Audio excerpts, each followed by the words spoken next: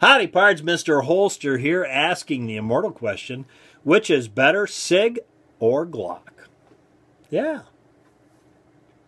This comes back to the MHS, the Army awarding the XM17 contract for their new sidearm to SIG.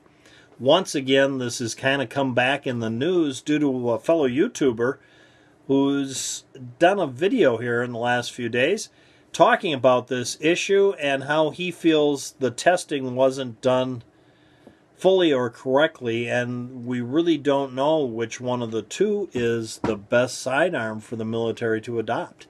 And I'll put a link to this gentleman's video right here, and he's a very experienced person in the firearms industry, and I happen to be a subscriber and enjoy his channel a great deal. You might want to go check out his video on this. And along with this, I'll put a link down below to the Firearm blog. Has an article on this on the internet, and you might want to check that. They're kind of taking two different sides of the issue. And of course, Mr. Holster, the only side of an issue he takes is whichever one makes him able to poke more fun at something. Yeah, because I've never had any influence on anything in my life, so I always kind of got through life and kept my sanity by making fun of everything. And of course, you're saying, well, it didn't work very well. No, well, yeah, maybe not. But at any rate, I made quite a few videos on this, and most of them were all in fun, just talking about the issue and the contract, and of course, along with the Army awarding the contract to SIG for basically their P320. And SIG had entered two guns, the P320 and the P320 compact, the full size and the compact version, basically. However, they were a little different because the contract called for several different things, and I won't go into them, because if you check out the video I talked about earlier, you'll find he goes into pretty good detail on the guns and the things that were on them, so there's no sense in me talking about them. But that's what SIG had given as examples for them to test, and Glock had basically come up with a combination of their Model 17 and 19 in one gun, and it had a full-size 17 grip frame and the 19 slide. So they basically had a 19 slide with a 17 model grip frame where the shroud had been shortened down to the size of the 19 slide and barrel, which actually would be kind of a nice gun. I'd like to have one of those. Yeah. But at any rate, the other issue that has come up in the process of all this giving out well, there's two issues that came up. Glock did not accept the loss of the contract, so they filed a complaint with the government's Office of Accountability, which, yeah, that always cracks me up, kind of an oxymoron. And they came back with a ruling that, no, the trials were done correctly and the contract was awarded correctly, and Glock had a 10-day time period to appeal that decision, and I'm not really sure. I think Glock let it slide, and they didn't object to that.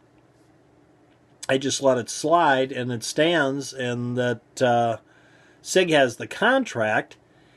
The other thing that happened is Steyr has filed a lawsuit against SIG, and there may be other manufacturers included. Again, if you watch this gentleman's video, he talks about that. I don't have a lot of knowledge about that. I do know that it's basically based on the trigger unit that comes out, that serialized component that can come out of the frame, and Steyr claiming they have a patent on that SIG has violated, and possibly other manufacturers have. A lot of manufacturers make a unit like that, like Ruger makes the American has that, kind of, sort of. You take it out and it goes everywhere. But Beretta in the Nano does that, and their new Beretta Striker Fire, I think, has that kind of thing going for it, and there may be others. Any rate, he talks about that briefly, too, because that's one thing that is hanging out there yet. If Steyr wins that lawsuit, it's going to put a snafu in SIG's profits, because they'll have to pay them per unit a royalty if they violated their, in order to make this whole thing flow. So a lot of stuff going on in this thing, and I've tried to keep up with it all along, so I'm just throwing this out there. Mr. Holster can give you the answer to which is better, the SIG.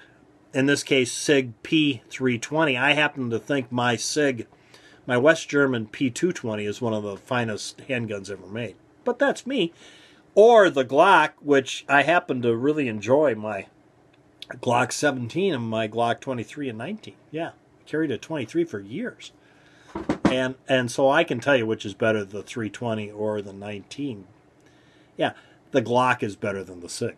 I hate to break the news to you. I can tell you that because I shoot the Glock better than the SIG. Yeah. Now, if you, on the other hand, shoot the SIG better than the Glock, well, then the SIG's better than the Glock.